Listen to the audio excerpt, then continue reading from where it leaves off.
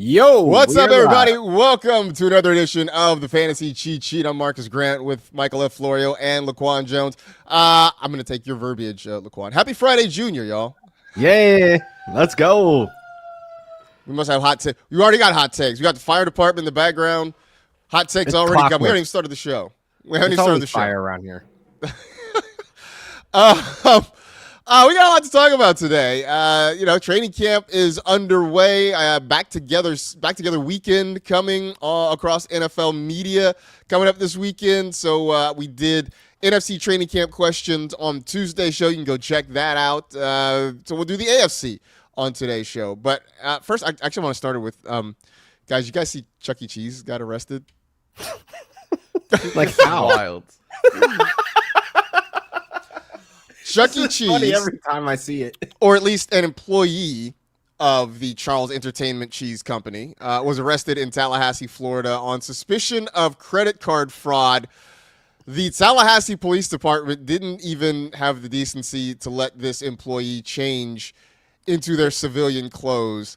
They knew what they were doing. They knew what they were doing. They handcuffed him or her. I assume it's a him, although I shouldn't assume that. But handcuffed this person and walked them out the door with the head on in front of kids and families. I mean, you can see the kids, the faces are blurred out in the background, but you see the kids in the background watching Chuck E. Cheese be hauled away to jail. Traumatized. The thing is, like, not only could they have let him change into his regular clothes, you could take the head off, right? Take the head off. Like, just do that. But they knew that they were going to get this picture. And I guess police departments are like everything. Everyone just wants to go viral on social media nowadays. I guess The cop so. doesn't look pleased. He does not look happy. He's Man, looking that's like, a photo "Come on, op. man." Like, he's looking right at the camera. Yeah. Like, I mean, oh my God. I don't know. Like, made sure to get the patch in, like. I don't know. But if you have kids, like, do you live this down? Like, yeah, my dad took Chuck E. Cheese to jail. I guess it depends how That's old not a your kid flex. is, right? Damn cops, leave my boy Chuck alone. I will say Chuck. that this story was brought to my attention by a really good friend of mine who has never really been a fan of Chuck E. Cheese. Like, even when we were kids, he thought Chuck was creepy and weird and, like, just didn't love. I mean, he just didn't like the whole experience. So, like, I get a text message and it just said good. Like, that's all it said. Chuck E. Cheese is. I get it, man. You guys go to Chuck E. Cheese. I haven't been there in like 30 years. He's a little bit of a creepy guy from the I will outside. say it is a much better experience now than when I was a kid. The places they look cleaner, they're more brightly lit. They were always dark and dirty. They're always dark and dirty. Ow. So, like, they've cleaned that part up, and they've gotten rid of the weird, creepy animatronic band. Like, they don't have the animatronic band anymore. Now, when they do birthday celebrations, they just bring out the person in the costume who, does a dance to a song, and the kids can gather around and hang out. My kids are terrified. Like they were like scared at first when we first got there, but then as we kept going, like they were terrified at first of Chuck. He was scary to me as a kid, to be honest. Yeah. Charles Entertainment Cheese, or at least a representative of Mr. Cheese, is apparently going to the pokey until he or she can prove their innocence. Free Chuck. Free Chuck. Maggie says, although if you think about it, keeping his costume head on means the guy who was arrested remains anonymous. Better for him. I mean, I guess so. I guess if you want to go silver linings, I guess that is the silver lining. I wonder if he sat in the back of the car though with the head on. Like, well, could you bro, get just take in the me to back of the jail. car They with the head definitely on? had to take it off, right? Right? Because can you even fit in the back seat? Or he with was the head like on? slanted, Yeah. laying down, like. This is a joke. Like, that actually seems more humiliating than anything else. Oh, Turnstile Kick says, my daughter yelled at Chucky on her 5th birthday. Got it on video and everything. That's awesome. So this That is just is the amazing. thing, right? Like, kids are, because like I didn't grow up with a Chuck E. Cheese near me, so the Okay. one time I went to one, I remember being like, these this mouse and his friends are really weirding me out. Like, Yeah, no, I think it's a kind of universal childhood thing. Like, you know, I mean, there are obviously kids who get into it, but there are definitely kids who are like, yeah, this is weird and creepy, and I don't really want to be here anymore. So, like, I think you get both sides of the spectrum on that one for sure. All right, that's enough of Chuck E. Cheese. We do have some news to get to here before we dive into our training camp questions. One that popped up this morning, in fact, a question in the chat from Brian Mitchell about it. Morning, all. How worried are you about the Justin Fields injury? So to catch people up, just in case you had not heard, Justin Fields left Jets practice this morning, was taken off on a cart. Originally, you know, there's just reports of Justin Fields is hurt, not sure what it is. Since that original report, we have gotten word that it is a toe injury, according to Ian Rappaport, a dislocated non-big toe. So it would appear that it's not very serious. So that is the good news, because, you know, LaQuan, you sent it to us this morning. I was, you know, getting the kid ready to go out to day camp and stuff, and I see that, and I'm like, oh, Jets are just going to jet.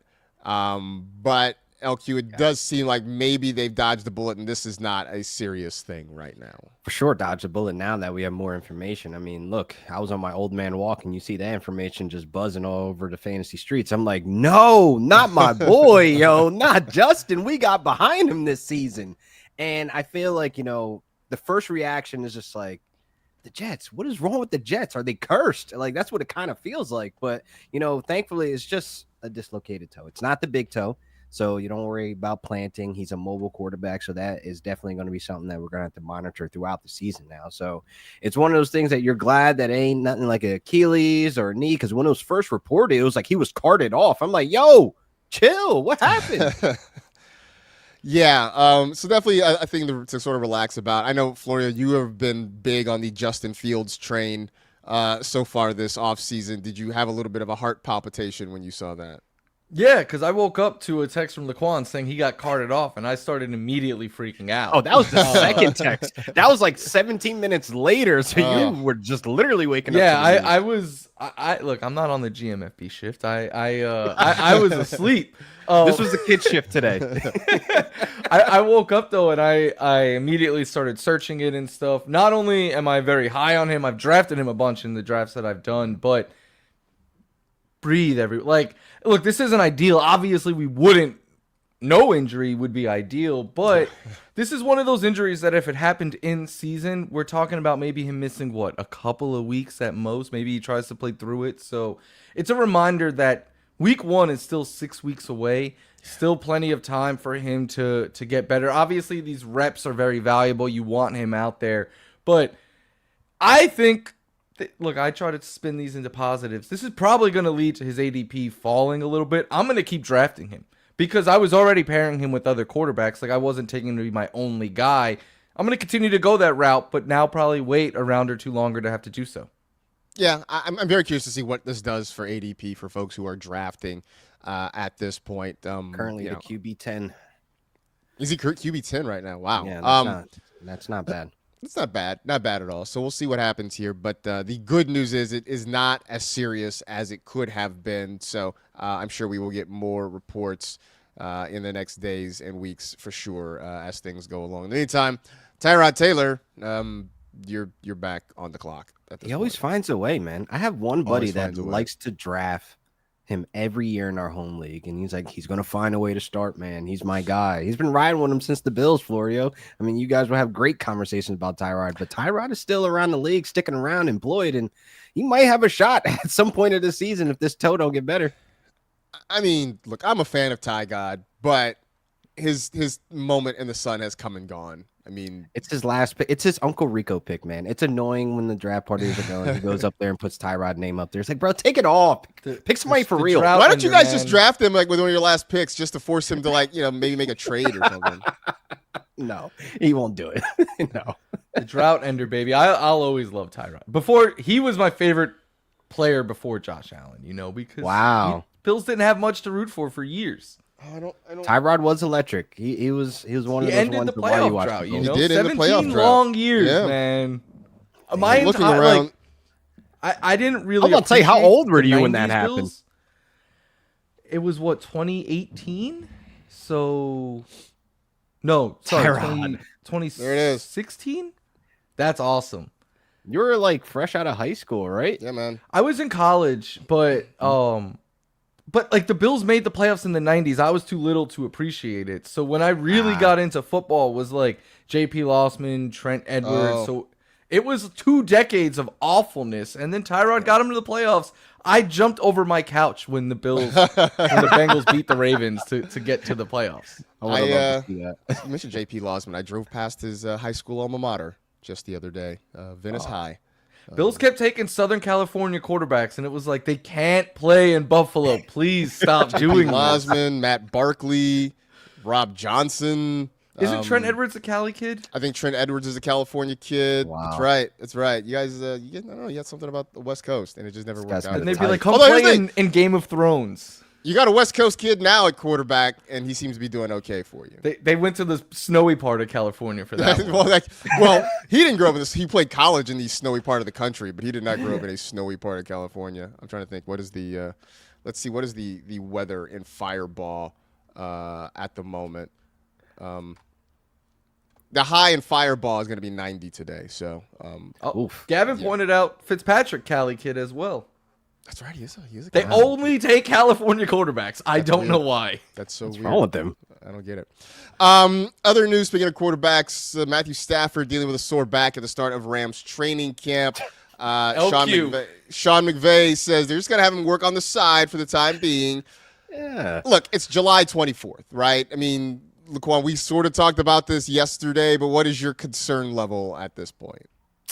Very low. I'm more concerned about my back than his. Put it like that. I'm sore right now. I'm sore sitting in this chair. I need a new computer chair. I'm sitting here hurting. But when you hear the reports, the immediate reaction, the 49ers fans, they get chirping, barking early. We're not chirping. We're asking about your starting quarterback here. Like, not why everything's y'all worried about what's going on over here? Because I'm doing a fantasy football show. Not everything's a shot at you. No, not you, Marcus. Not you, Okay. Marcus. I was on TikTok yesterday, and I just had to your first calm mistake. There you go. I had to calm down the 49ers people that follow me for whatever reason they follow me. But it's like, relax. Just chill out. He's fine. Could it also be because you throw rocks at them all the time, so they're taking the opportunity to throw rocks back at you? They throw rocks at me. I throw boulders back. Okay, it's been mean- 30 years. 30 years. And you still haven't caught us in Super Bowls. We don't need to catch. We're more relevant today. LaQuan, when you point the finger, there are 3 pointing back at you. You know what? I point like this. That's just weird. But no, I mean seriously though. I mean, Florio, we're not worried right now, right, about this back issue.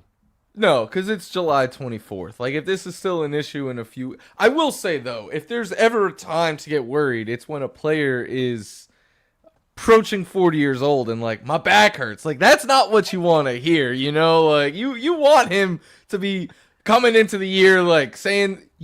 When a player is old, that's when I want to hear them be like, I'm in the best shape of my life. I feel like I'm 20, but... Everybody's Tom Brady. Look, Matt Stafford. But the thing is about Stafford, like, his back will be like falling off, and he'll still find a way to play. Yes. Yeah. Yeah. I mean, for better or worse, he will find his way on the field, regardless of his. I mean, short of an amputation. Amputated back. He's just armed. He's just living. Right? I mean, could you imagine that? It's like a like tied together. human centipede or something. It's weird. Oh my God. There's a movie like that which I do not recommend. No. Human centipede? Oh yeah, there are multiple human centipedes because I guess Why there were didn't they do unanswered another? questions. There were unanswered questions at the end of Human Centipede 1? I don't know. Bruh. Yeah. My friends kept trying to get me to watch it, and I was like, I know the concept. I'm not. Yeah, My I cousins watched it and forced me to watch it. I'm like, dude, I'm going home. I'm about to call my mom to come pick me up. This is not- crazy. They They're did not watching have your crazy best things. interest. Yes. Not have your best interest at heart. Shout out to Ryan Mart, man, watching from Cornwall, England. Appreciate you checking in with us, man. Love from across the pond. So we're definitely happy to have you here. Last bit of quarterback news: Caleb Williams has set some goals for 2025. 4,000 yards, 70% completion rate. I declared, I think was it the last show before that this is the year that the Bears finally get their first 4,000 yard passer. I think this is the year it happens. Flag plant. LaQuan, are those numbers realistic for him, and is it enough to make him a QB1? 70% is realistic for me and with Ben Johnson on the six, because we've seen him only throw 6 interceptions, but he threw the ball 560 times. So ball security is obviously in his DNA. So I think with Ben Johnson just pointing him in a direction, having the play designed to where he doesn't have to overthink, where it's just fluid, kind of how we saw Jared Goff come along. And Caleb Williams, to me, man, this might crack 4,000 yards, but I'm thinking he might be in that 4,500 yard range where it's just going to be like, oh, wow, Caleb Williams is really that guy that he was coming out of college. I mean, he had I think a 62% completion percentage last year. This year he's got Ben Johnson drawing him up some other things. So I think it's certainly realistic. I mean, Florio, QB1, is that realistic? I mean, we talking top 12, top 10, top 8? I mean, what's the ceiling there? His ceiling is probably top 8, I would say. I don't think he runs enough and to get into the top 5, because if you don't run a lot, you need to put up like elite passing numbers. Like Joe Burrow put up video game numbers last year, was the QB3, so like that running needs to happen. But I do think his up. I have him ranked as a QB1 because of Ben Johnson and the fact that they rebuilt that O-line. I don't think that gets enough talking anymore. Like everyone now is just like Ben Johnson. But like last year, it was every week was like Caleb Williams is the most sacked quarterback ever through this many games. Right. And eventually you have that clock in your head that like you just get happy feet. You don't trust it. So he put up good like completion percentage and took care of the ball under really poor circumstances. And the thing with Ben Johnson is a lot of quick, short, high percentage passes that lead to yards after the catch. So while I think completion percentage does get overrated a bit, I do think these numbers are definitely possible. And yeah, not only do I think he can do it, guys, I'm expecting him to be a QB1 this year. Yeah, I think so too. I would say this, the thing that maybe gets overlooked, Caleb, when it comes to rushing yards among quarterbacks, was 7th last year. More than your boy Bo Nix. More rushing yards than your boy Bo Nix. Bo wasn't running for his life. Bo wasn't running for his life, though. Bo had one of the best old lines. It's not an attack on Bo Nix or an attack on you. I think it was a direct attack on you. And Florio stirring the pot. Maybe the pot on Thursdays. Maybe it was. Stirs the pot. Maybe it was what I an live attack. to do. I don't know. Maybe it was a little bit of that. I don't know. So, I think the rushing upside is sort of there. We'll see if they design more runs and he's less, running for his life. But, we've said this before. He runs similar to the way Patrick Mahomes runs, where he's not looking to do that, but he can do that. And he can occasionally break off one of those sort of back-breaking, it's 3rd and 8, he'll run for 10 sort of things there. So we'll see. But I think the arrow definitely pointing up on him. Was very surprised to see he still has like a 10th round ADP. Crazy. So maybe people haven't completely bought in yet. I don't know. Not sure. All right. Take a couple questions from the chat. Turnstile Kicks asking, I'm interested to see how Ashton Junty performs with an upgrade of talent in the NFL. You think he's worth a high draft stock? I know we've talked about this. I don't know if we talked about it recently. Florio, it does seem like the ADP is starting to come down a little bit, but you still have to pay a high draft price, and it does feel like we are drafting him at his ceiling right now. I don't know if we're drafting him at his ceiling, because I do think he can be one of like a top 2 or 3 running back immediately, because I think he is that good. I have him behind like Devon Achane, Derrick Henry, him and Bucky Irving. I go back and forth on between those two, but I think the sweet spot for him would be like a early to mid 2nd round pick. I don't love taking him in the 1st, which is where he was going. The closer we go back to April in the draft, like he was getting really hyped up. But Pete Carroll has always been a very run-heavy offense. Chip Kelly has always been a very run-heavy offense. So, and I think he's a better receiver than he gets credit for. They just didn't throw to him a lot in college.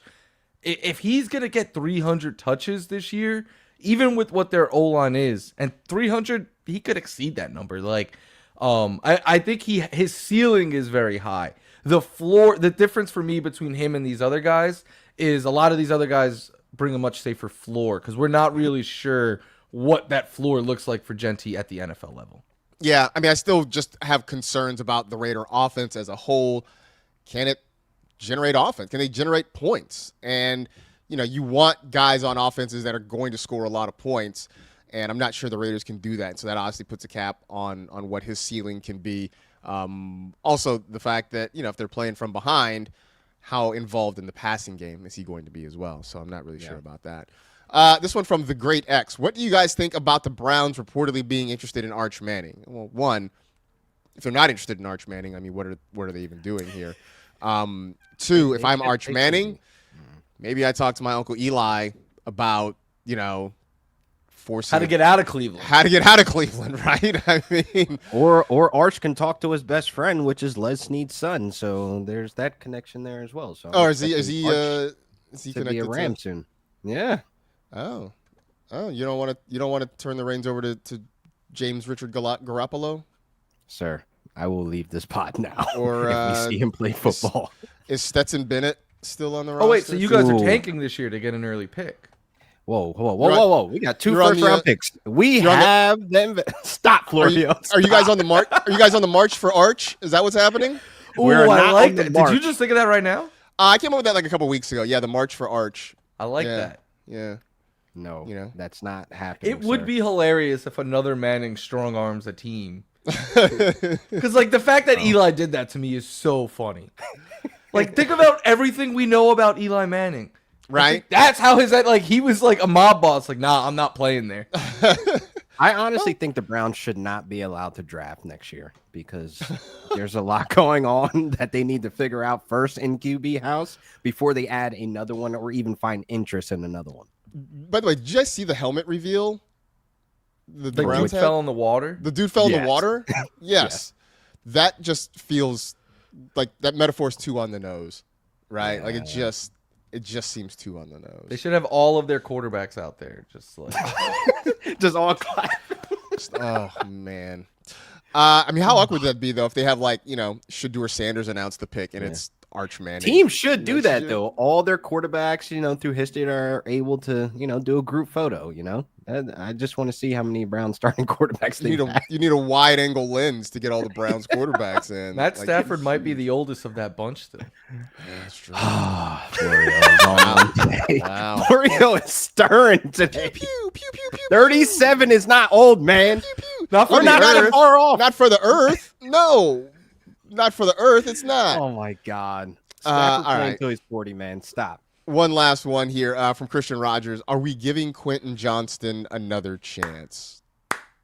I will draft Kyle Pitts before I draft this man, and I'm saying that today. Wow. I'm tired of this hype, but I'll let you guys iron it out because you know where I stand with QJ.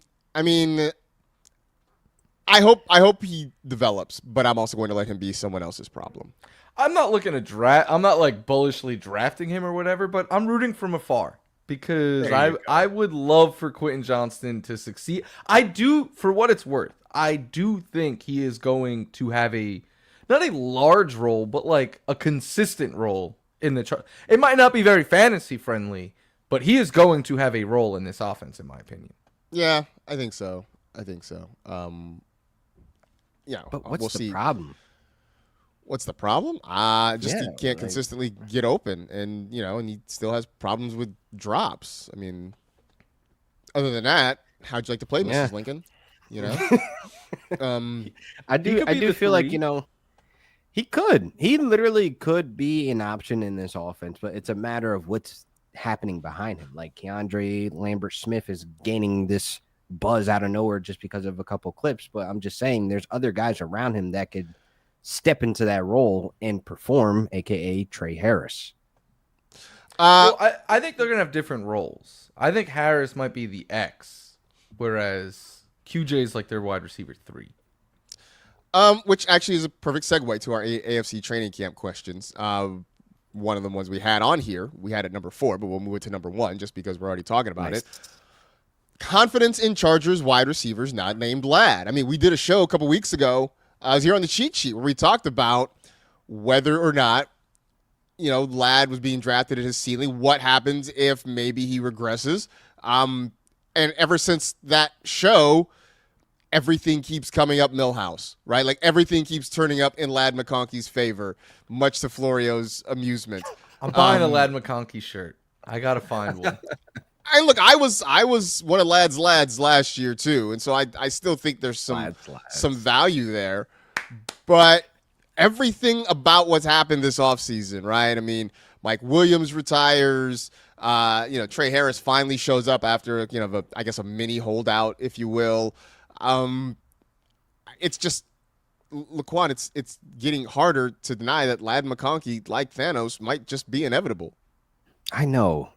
It feels that way, but I'm not going to be. Look, I have no problem with him being drafted as your wide receiver too. We've spoken about this plenty of times, but it's just the fact that the louder the crowd gets, the more bullish that his ADP is going to start creeping up beyond some players that I would rather have. Like, I'd rather have AJ Brown. I have AJ Brown rank higher than him, but why are we having guys like Drake London being even in question with Ladd McConkey or Brian Thomas Jr., where I feel the way I feel about Trevor Mid-Lawrence? I'd still would take Brian Thomas Jr.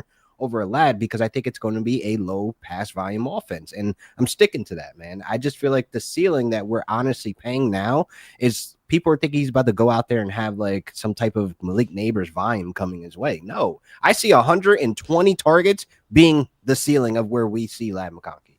I mean, that's a pretty good ceiling. Yeah, that's good. But I don't know. I mean,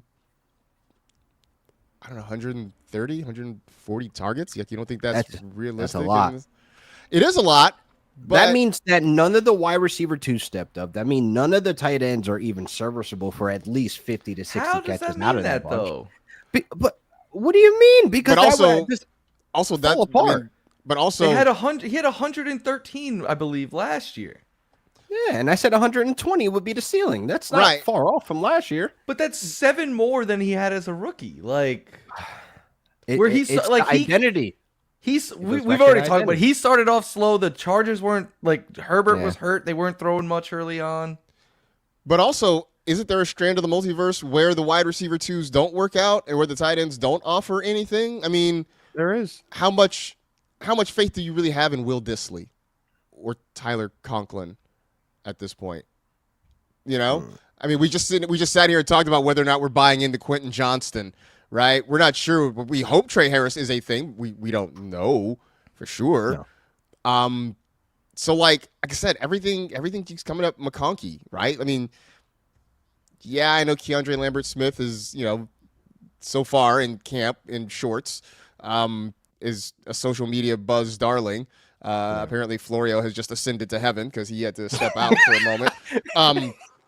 Ladd McConkey crash. Apparently, so I guess it's certainly in the realm of possibilities that McConkey ends up being a target monster, if for no other reason, just by default next year. But again, this would mean that his volume will have to increase. The passing will have to increase, but the identity of this offense has kind of shown us what they want to do, and that's run the ball with 2 additions that can do that. That's just my only argument there. Yeah. That's why I'm a little hesitant. All right. Speaking of running the football, free Chuck. Free Chuck. What's his bail? I'm about to look that up. Oh man, I don't know. He should just steal some more credit cards and use that to pay him. There he is. I mean, you mentioned running the football. Not a lot of encouraging news about Najee Harris so far. So, which helps Ladd. Oh my God, he's back. My question to you guys is, why are we like? Look, I get it. Drake London is awesome, but like, a lot of these questions that I think could apply to Ladd could also apply to Drake London. Like, what if they are a very run-heavy offense this year, the Falcons? Because Bijan's their best player. Michael Penix, he had some moments in his 3 games, but he didn't look great in those 3 games. Like, I think he comes with a lot of questions too. The Penix question, I think, concerns me more than the running the ball question, right? Because same. They gave Bijan the ball a lot last year, and Drake London still had a ton of targets. So if there's anything that makes me a little nervous about Drake London's situation, it's more of, we just keep assuming that Michael Penix is going to be an upgrade over what we saw from Kirk Cousins last year. And there's no guarantee of that, right? Because how many years did we say in our pursuit of Kyle Pitts, well, quarterback play is going to be better this year, and like it just never was. Anyway, yes, we went from Mariota to Desmond Ridder, like, hey, Desmond Ridder it can't be any worse, right? And it wasn't great. And then they went to Kirk Cousins, like, well, it's going to be better. And then Kirk Cousins was awful. But Pitts was hurt. Kyle Pitts was battling injuries. Like, I hate to leave that out because that is a cop-out, but I do feel like, he has to get it together this year. Like, you have the quarterback, you have the offensive mind with Zach Robinson, you have many pieces around you to thrive and be, a distraction too. So I do feel like Kyle Pitts, he is set for success again this season, just with a little bit more upgrades around him. Gavin, can we clip this for posterity? It was LaQuan caping up for Kyle Pitts. He said literally all of that 3 years in a row. Just kept being the quarterback can't be worse. Lord, please let the Falcons be worth a damn this year. It's hard living in Georgia having to cheer for them. I mean, oh my gosh. The ceiling is higher than it's ever been with Penix. Falcons fans, you guys are among God's strongest soldiers. I don't know, man. I don't know, man. They were in the Super Bowl. I know it was the worst Super Bowl to be in, but like, you could be like the Titans, and just no one cares. Boring, yeah. Yeah, at least people pay attention to you, even if it's just for laughs. People pay attention for sure. Other training camp questions. Florio, what even are the Dolphins? Good question. The Dolphins are a team that abandoned the deep ball last year because they have a quarterback who has taken a lot of really big hits, and they don't want to see him take many big hits because if he goes down, the entire house of cards falls. So what they did instead was they built the offense around Devon Achane and Jonnu Smith, and just had Waddle and Tyreek Hill there as big paid complimentary pieces, and that is my fear for this season. Yeah, I put this in here, one, because I know we sort of touched on it the other day, just not really sure what is the situation. But then seeing a headline, Tua Tagovailoa says relationship with Tyreek Hill is still a work in progress. And I'm like, wait, what? Huh? He heard all that stuff. I'm like, this will be year 4 of these guys together in Miami. What do you mean it's still a work in progress? Like, how have we not gotten this together yet? I mean, look, Tyreek crashed out last year, and that was more so of like, why are you speaking publicly like this? Like, you were on Snapchat naming your top 5, leaving Tua out of it. You get asked if you're ready for the upcoming season. You kind of leave a stalemate type of answer. It's like, yeah, you got to work on that relationship, man. And like, that's good leader traits out of Tua, keeping his veteran wide receiver accountable. Like, you rarely see that even played out in public. So that shouts out to Tua. That was a good press conference, putting him on blast like that. It's just so wild though how Tyreek sort of switched up like that, right? Because remember when he first got to Miami and he made the comment about how Tyreek is more, or how Tua is more accurate than Mahomes, and like, which was, we were all like, the whole football world was like, skirt, what? And like, right? But then he went out and had like an even better season. Yeah. He went and had 1,700 yards. He had a career high that first year. I mean, almost had 1,800 yards 2 years ago. Like, so it was like, oh, okay, well, maybe you have something going with Tua here. But then now Tua's like, yeah, we're still a work in progress. And like, I don't get it. Last year, Tua, it was like, after he returned, it was like 2.4 seconds he was getting the ball out of his hands. Like, it was by far the fastest rate in the NFL. And to me, that's by design. Yeah. Yeah. Absolutely. Yeah, for sure it is. I just, I think this is kind of a make or break year for the Dolphins as we know them. If they don't get it done. 10.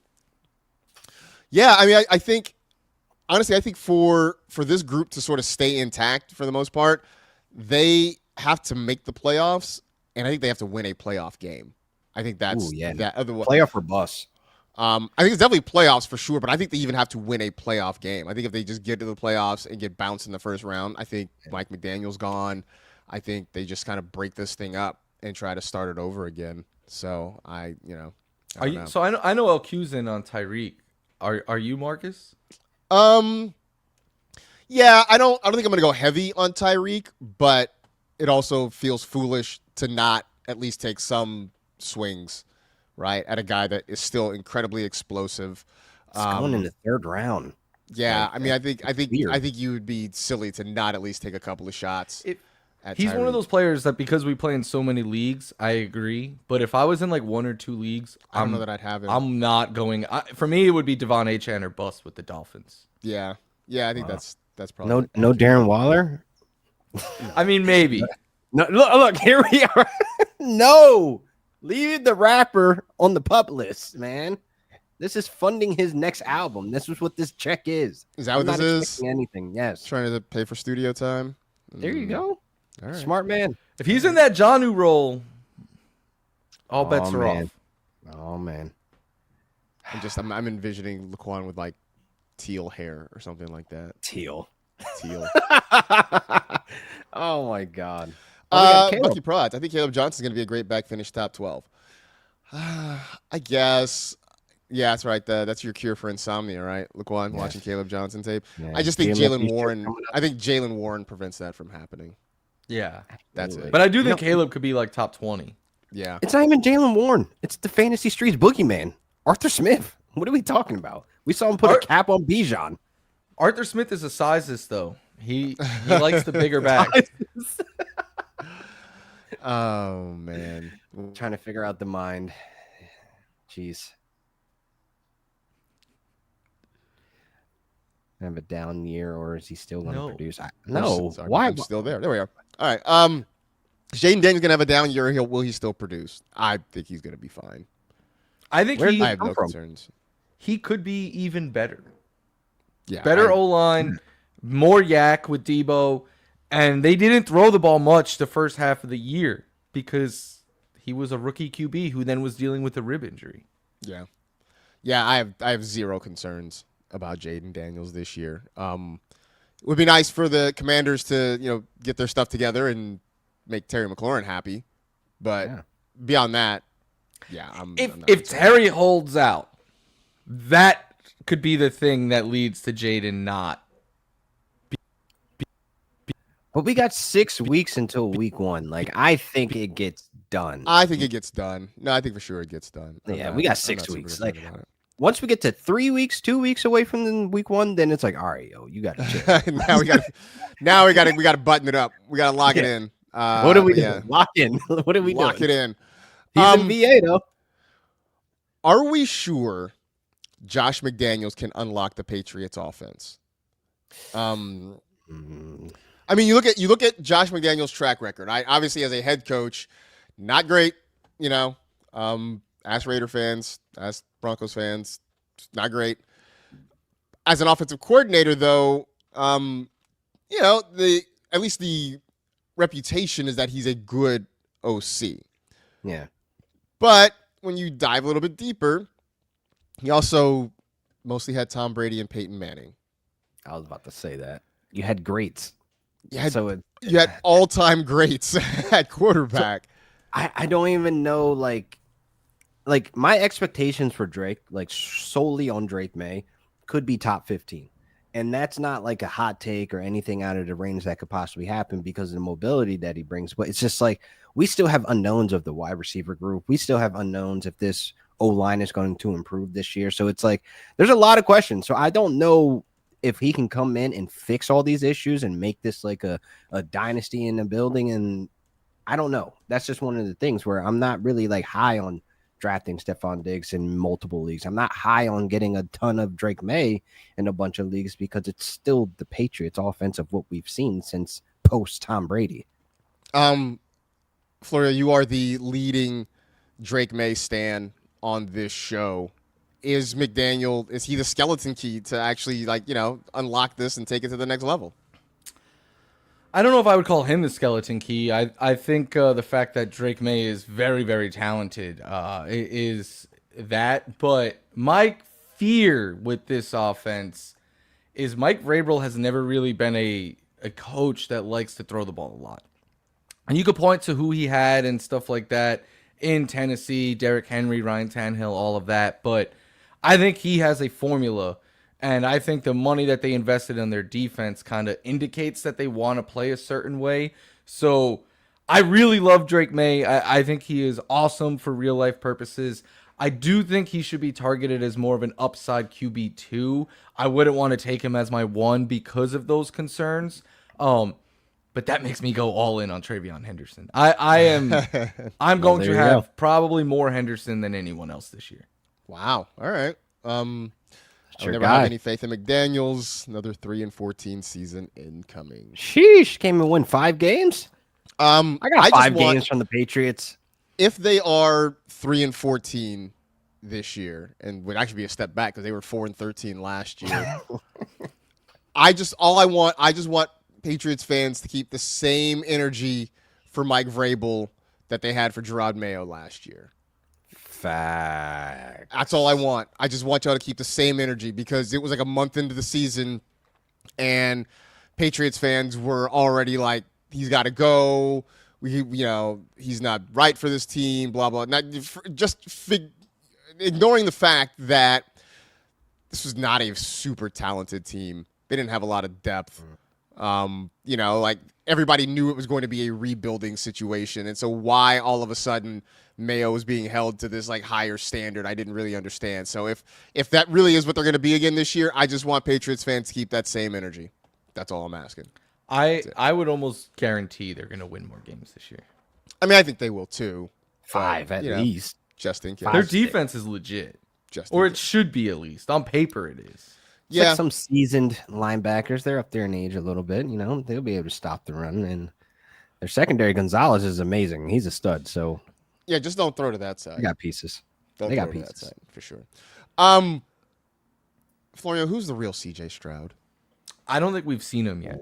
I think his rookie year was closer to the real CJ Stroud, but I think he ran insanely hot and had the deep ball was the most effective in the NFL. And then last year, the deep ball really fell off a cliff. The thing with him is he needs to have more time, right? Like, because in college, it was a big concern. Like, he's great until the play starts to break down and he's under pressure. Then that's when he starts to seem a little bit rattled. I just think the truth is somewhere in the middle. I think his rookie year, everything kind of broke right for him. And I think last year, everything kind of broke wrong for him. So this year, probably somewhere close. Like, I don't think he's ever going to be top 5. Like rookie year, he was kind of flirting with that. Like, I think he's more of a low-end QB1 if things break right. But I was talking to a friend of mine the other day who was like, he's going closer to QB20. Like, I'm going to draft him in a bunch of leagues and just hope he looks like his rookie year self. And it's not a bad strategy. It's like your QB2. No, not at all. I would feel better if you could guarantee me that the Texans' offensive line was improved. That part. He was under duress, to say the least, a lot last year. So that's the thing Also, that they have to he didn't even have his weapons. Like, only 3.5 games where he had the trio, and like guys were just falling out left and right. Like week 4, Tank Dell, and then the first quarter of the week 5, Nico Collins goes down after scoring a touchdown. Yeah. So it's like, Against the Bills. oh yeah, that was the Bills game. Yeah, I know, you're You right. guys I win? mean, You guys won. they won. Oh wow, Tyler Bass missed a field goal at the end of the game. that was just me stirring the pot, bro. That's how I knew it was. That's not- Hey, I deserve it. It was a That's not 67-yard terrific touchdown. pass. I know exactly what play it was. Yeah, I mean, they had Stephon Diggs for half the season. Like, it just was not what they wanted. Now, hopefully, we'll see if the pair of Cyclones that they drafted can step up with Higgins and Noel. But Christian there are Kirk. questions. I think Kirk is Kirk, their number 2 personally. I think At he's a least to start sleeper the this year. year. I think he's a Is sleeper. he? I think so. I do. I don't He's know. He's one of those guys that you wouldn't ever want to start. Like, when you draft your team, you're going to be like, all right, he's a bench guy, bye week type of replacement. But then Nico Collins gets hurt, and all of a sudden, you're like, all right, Christian Kirk now. Like, now he's looking at 10 targets a game or something like that. Let him cook. That's how I see him. QB upgrade. Come on now. Let him cook. Why? Because he didn't have Trevor Lawrence anymore? Trevor Mid Lawrence. We need to pronounce his name correctly. I mean, but couldn't you say he's Christian Mid-Kirk? Wow, we gonna disrespect Kirko like that? What do we disrespect him? He had the one big season, right? That first year in Jacksonville, we were all like pointing and laughing, like, ha ha ha, you spent so much for Christian Kirk, and he goes for 1,100 yards, and we all had to shut up, right? That's it. That is the outlier season in the The career. next year, he was putting up numbers until he got hurt, though. Which is the story of Christian Kirk's career. That's the whole thing. The Texans are hoping their receivers just like miss games at different times, right? Like Kirk, when you miss your month, hopefully Nico is healthy, and then Nico, when you miss your month, hopefully because none of those guys that consistently stay healthy. Why are we trying to make their wide receiver room like a shift at a fast food place? Like, hey man, you're on your 15-minute break, and I'm on the fryer, and then when you come back, I'm gonna go outside and take a break for like. Look, I would love for them both to play 17 games. It just it doesn't look seem like a smart bet. That I can agree on. I don't know both of them play 17 games, but what if they did? What if? Florio, this one's for you. Keon Coleman being a legit wide receiver 1 this season. I don't think they're going to go into the season with him as the one. I think Shakir will be their top target. I think it goes under the radar that Kincaid was often their top target before he got hurt. But I do think Coleman is in a battle with Josh Palmer, and I think Coleman brings a good amount of upside, especially for a receiver you get outside of the top 50 in ADP right now. He wasn't the same after he got hurt last year, and that's something that the Bills, everyone was very vocal on. But if he was starting to look like he was breaking out prior to injury, there's incentive there for them to get him the ball. I don't mind taking dart throws on him or Josh Palmer because someone is going to have to be the outside number one option for Josh Allen because Shakir's in the slot. Kincaid is more over the middle. So they're both really cheap. Pick which one you like more and throw a late round dart on them. But I do think Coleman brings a lot more upside than the fantasy community might be talking about. Are you still willing to put Dalton Kincaid on a rocket ship straight to the Death Star? I'll give you a little sneak peek. I'm writing the top 10 tight end values, and Dalton Kincaid is in there. Oh, all right. Whoa! So we sort of we're back in. We're back in. We're back Look, up, huh? I'll never forgive him for dropping that pass against the Chiefs, but the dude was seeing like something like 9-10 targets a game before he got hurt. All right, pulling the stringer bell, put the word out on the street. We back up.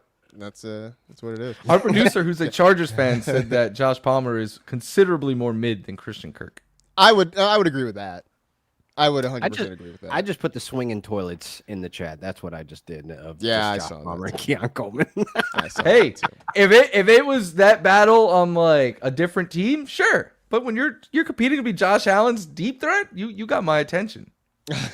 True. All right. How many leagues is too many to be in? I'm usually in at least 10. Do I have a problem? You're probably talking to the wrong people. Yeah. You're asking the wrong folks about People that. are always Those mind numbers blown up, when I tell rookie. them my number. Yeah. What's wild is that people are mind blown when I tell them my number, and then I follow it up with I feel like among people in the industry, I'm way on the low end. I don't even same. I don't count best balls or anything like that either. Like I just count leagues that I actually have to run. manage. Yeah.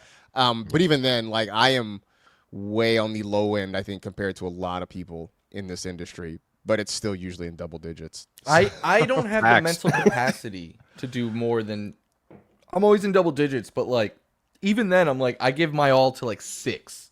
Right. Because it's just too That's much. what it ends up with me. It's always a strong 6-7 leagues out of the double digit numbers that I've joined since February, and those are the focus. So I need to cut it down, obviously. Well, and usually what happens is after the first 3-4 weeks, you can tell which teams actually have potential and which ones are just bad, right? Yeah. And the ones where it's all right, there's something here. Either it's a home league you're always going to give your full attention to because it's the home league. The other ones, it's all right, well, this team's actually not pretty bad. I'm gonna actually put some, and the ones that are all right, this one, it's not working out. You don't quit. You're still setting lineups and stuff like that, but maybe it just doesn't. It goes. But I'm not scouring the waiver wire. And it goes. Yeah. That's the worst part of playing in too many leagues is having to do waivers every week. My issue is I am so close to getting all my leagues that I participate in on one app because I'm still dealing with 3 other apps right now, trying to get them all in one. That app being NFL, of course. Right. Obviously, it's NFL.com. Duh. For sure. Duh. You know what I actually do? Real quick. What I actually do is I also make I make a bookmark folder, and I just put all the leagues in there, so I can just go like bing, bing, bing, bing, bing, bing, bing. That's and- I'm a annoying. madman, and I just go through each app, and I'm like, did I get everyone? Yes. Yeah, Okay, because I used to like, do that, and I inevitably would it would be like week 7. I'm like, oh crap, I totally forgot about this league on this app Yes. or on this platform. Here's one tip for you guys, because I know you guys also like put out waiver wire content on Tuesdays and stuff. What I've started doing is I will, when I'm doing that in the morning, I will put my waivers in then. Oh, that's a Because good the idea. worst thing is like working all day and then being done and being like, now I got to spend an hour putting in waiver claims. So That actually is really smart. Word. Because yeah, I there's plenty of started times doing where it it's just like in that moment. there's plenty of times where I'm like finishing my prep for the night, and it's like 11:30, and I'm like, oh crap, I gotta do waivers. Like, Yeah, you just want to jump on the 405 at that point. It's just like, oh man. Corey Miller, I'm interested to see a Cam Scatterboo and Tyrone Tracy Jr. combo. You and us both. All Combo. 4 of us. A combo, yes. Yes. I'm big on we're Cam, here man. I for think it. Cam becomes the heavy on that combo. Yeah, I don't know. I still He could think be the Tracy's Thunder. definitely gonna lead. I think best case Tracy, scenario is like I a think it's 60-40. probably- Yeah, Tracy probably has I the think leg up. 60-40 in Cam's favor. Yeah, I just don't. I would love who's that. catching I don't the think it ball? happens. I think Cam. Tracy's catching the Devin- ball. Devin Singletary. Oh my god, the wild think- card that nobody's talking about. I do. If Singletary's involved, it's going to be an absolute nightmare, which is on the cards. But Dable has benched Yes. Singletary like 3 times already in his life. I do think we're going to see these two on the field a lot more often than maybe consensus thinks. That'll be interesting. I feel like Devin Singletary, the Brian Dable, Devin Singletary relationship. It's like the East Coast version of like Sean McVay, Cam Akers, right? It's just Oh like no, that was a Just more disaster. successful. just but it's like we're beefing, we're not talking to each other, but it's like, hey, you want to go get coffee? And then like everything like works out, irons itself out for like a couple of weeks, and then something else happens, and it's like we're You know what's beefing funny, again. though? You know who ignited that beef though? It was Liam Cohen. He was the offensive coordinator, and that's when we had Darrell he- Henderson See and the one Malcolm driving Brown the wedge, splitting. He's driving the Yeah. wedge in there. He enhanced it. He definitely Mm. look. That's why I'm saying next year, I think with Sean McVay getting that inspiration, talking about versatility, wanting to get the running backs involved. I think we might see that this year with You're really Kyron, trying to make Jarquez Hunter Jarquez happen. Hunter, You're really trying and to Blake make Fetch Corum. happen. Listen, bro, it happened already though. We've seen it happen with Cam Akers and company. So I think why not go back Well, to Cam that? Akers. Cam Akers though. is the only time that McVay's used a committee. But listen, that was the last time the run game was the most effective. That was literally the last time we were a top 10 rushing attack. These last couple of years, going this workhorse love for Kyron, it's the reason why we're at the bottom of the league when it comes to rushing and explosive plays. Not putting it all on Kyron because you guys are making that face like I hate him. I don't hate him. It's just facts. All right. I just think that McVay likes to have a lead dog. Yeah, because of the Todd Gurley era, but we've seen the mistakes that were made. We ran Gurley to the ground, and that's exactly what is going to happen if we keep going this route with the workhorse mentality. Split the backfield, make it more creative. Yeah, but he's a 5th round running back. Like that's what these guys are for. Oh my God. It only works if you get the committee going, McVay, please. I'm just I don't know, man. I went on the insiders the other day and said Malik Neighbors is going to lead the NFL in receiving yards. Oh, I can get behind that. that's With 3 interesting. different quarterbacks throwing him the ball. Yeah, I I don't absolutely care. love Like, that. I also Jameis think he Winston, could be the let's go. best fantasy wide receiver. That just depends on how the Yeah. touchdowns fall. All right. That's the big part, yeah. Touchdowns. He Sorry, could definitely have crazy yards. I'm sitting here just messing around with stuff as you guys talk. Keep talking. Kyron Williams. Stop. about No, some- no. Kyron Williams. I put him in my top 10 running back values too. So I'm like, you get an I can see RB1 it. at the late 3rd, early 4th all day. Take it. Like, he's a value. I put him in that group of where I feel like you can target him, Brees Hall, Joe Mixon, James like he's in that bag of guys of like that's fallen a little bit later than they actually should, and they are like dark horses to be locks in the top 10. So I'm on that train, man. It's just that I'm not real life me, like fantasy football, outside of that Rams fan. It's like, please don't go workhorse with Kyron. Like, split the backfield, please. Please, I'm begging. I for what it's worth, I do think like Hunter, probably Hunter or Corum, like they'll have a role. Yeah. But I mean, literally last year, Kyron led the NFL in like percent of teams carries, touchdowns, yards. Like, even if that comes down a little bit, he's gonna be great for fantasy, in my opinion. Yes, but I think he suffers in the red zone because we added Devontae Adams. So he's not going to be the target there. Oh, my God. What the heck is that? What is this? What is that? What's that? Wait, are you not familiar with this meme? Like the friendship No. ended with? Oh. No, what is this? Friendship ended with Kyron. Now Jarquez is my best friend. I didn't know. I thought you knew this meme. I thought you were familiar. Oh, I'm not familiar with your game. Please inform me. Oh my God. Sorry, that's what I was doing while I was filibustering here. Wow, you just did that now? Yeah, I wasn't just tucked? did that. No, I just did that just as you were talking. That's Kyron and Corum X'd out. Is Hunter the best of the RB3s in the NFL? Ooh, No. that is actually a good question because it's No. either I mean, him or like- Jordan James.